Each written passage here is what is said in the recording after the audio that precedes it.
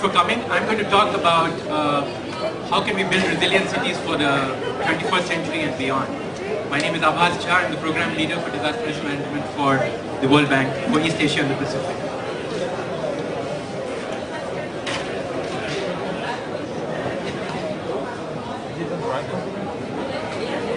No, it's moving behind.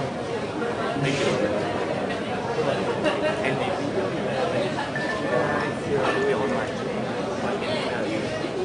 Okay, so why are we talking about this today? So the events in Japan on March 11th, 2011, I think it gives us two important lessons.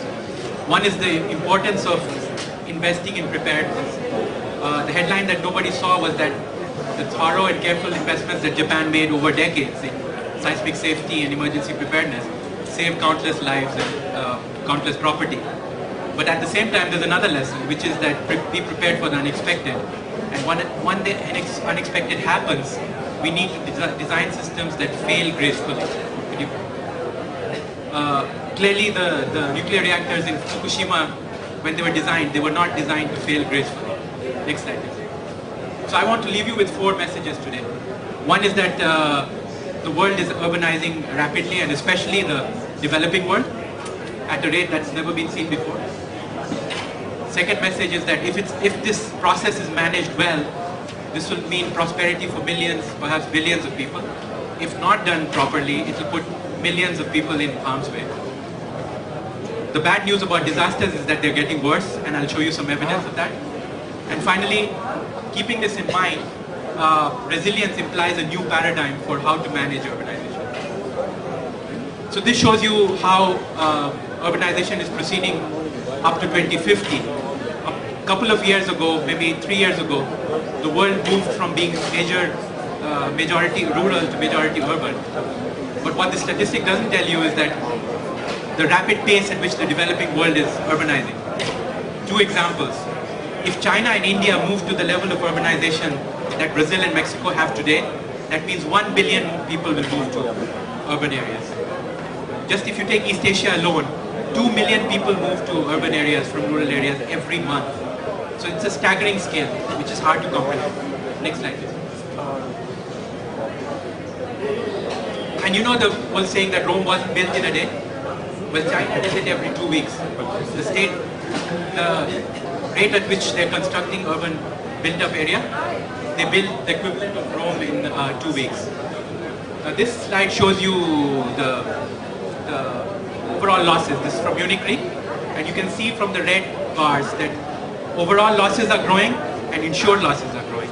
And unfortunately, in the developing world, the gap of uninsured assets is also growing. So insurance penetration is actually falling as a percentage of overall exposure. So the bad news on disasters. The graph on the left shows you flooding in Africa, and as you can see, it's growing up much more rapidly than the rest of the world.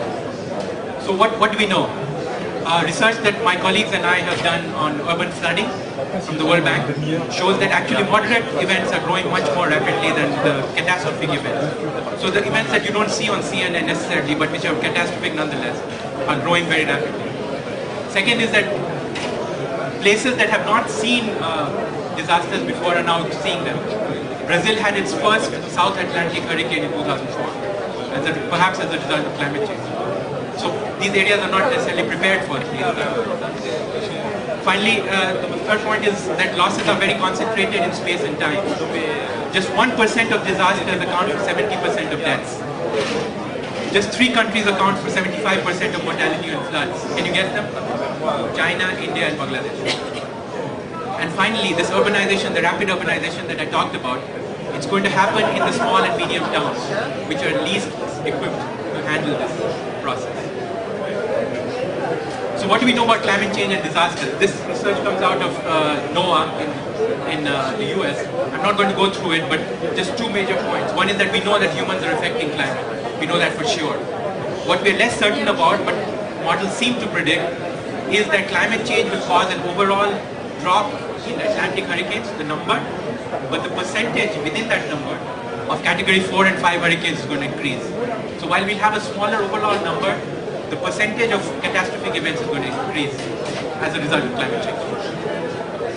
So what does resilience mean? There are many elements to it. This is not an exhaustive list, but let me give you some examples.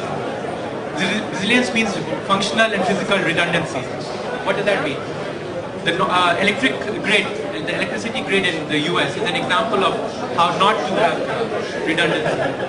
Oh, sorry, I'm talking about modularity. The first is redundancy. So, the Loma Prieta earthquake 1989 in San Francisco, it damaged the Golden Bay Bridge.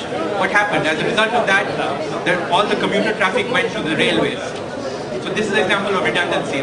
When one link breaks, you move to another one. Modularity. As I mentioned, the USA, the electricity grid is an example of how not to build modularity.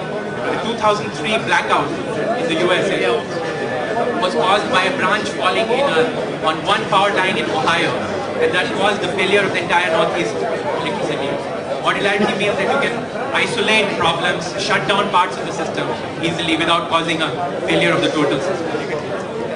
You need to balance structural and non-structural measures. What does that mean? A good example is New York City planting 1 million trees. This means better management of urban flooding, drainage, even second-order consequences like lesser asthma and health benefits. Regular minor shocks seem to prevent big ones. The California forest fire policy is a good example of that. In 1990, they had a new policy which prevented small fires from happening. But as a result, what happened is that they have now more frequent big fires. So regular minor shocks is a good way of building up resilience in your system. And finally, controlled failure. You need to design a system where you can control the failure so that it doesn't cause a cascading failure in the whole system. Good example again is New York State, where the city pays upstate New York farmers for controlled flooding of their land so that the flooding doesn't happen down in the city and cause more damage. Another example is the Golden Bay Bridge, which I mentioned in San Francisco. They retrofitted it so that some of the sheer towers can fail without causing the entire bridge to collapse. So that's another example of controlled failure. This is one of the most resilient systems ever built. Can you guess what it is? Anyone? It's the internet. This is a photo of the internet in 2006, and this is probably one of the most resilient systems ever built. It has all the properties that I mentioned about modularity, about controlled failure. So if one server crashes in the internet, that doesn't bring the whole internet down. So what can we do? This allowed principle is actually embedded in EU law now. It means as low as reasonably possible. So what it means is forget about optimal design. You need a zone of consideration where, it's going too fast, where you have an unacceptable region of risks up there and a broadly acceptable region, and you need to decide where you want to be depending on how much you can afford. And robustness to climate change and disaster risk means you need to design systems which have high cost-benefit ratios, but at the same time are also robust to uncertainty. So if you look at, for example, you want to be in this area over here. So early warning systems is a good example of where you invest in systems which have high cost-benefit ratios and are also robust to uncertainty. You don't want to be here, which is both. It has lower benefits and it has less robustness to uncertainty. So resettlement is a good example of that. And I thought I'd close with a good example of this, what I've been talking about. So in 2002, Germany had devastating floods, and in 2005 they came out with a Flood Control Act, which had three principles. One is give room to rivers to expand. So instead of trying to control rivers with structures, they actually allowed space for the rivers to move. Second is controlled flooding, which I mentioned in New York. So they allow flooding to happen in remote areas. And finally, controlling urban development in the floodplains. So these three principles, I think, are a good example of building urban resilience. So what are the questions I want to leave you with? It's really about 3 I's. Investments. How do we build resilience into investments? How do we build the extra cost, 5 to 7% when you're designing investments? How do you allow for that? Instruments. What instruments do we need? to build resilience? What kind of data do we need for risk assessment? And finally, incentives. It's not that people don't know about these things. Why don't they do it? And that ultimately boils down to incentives.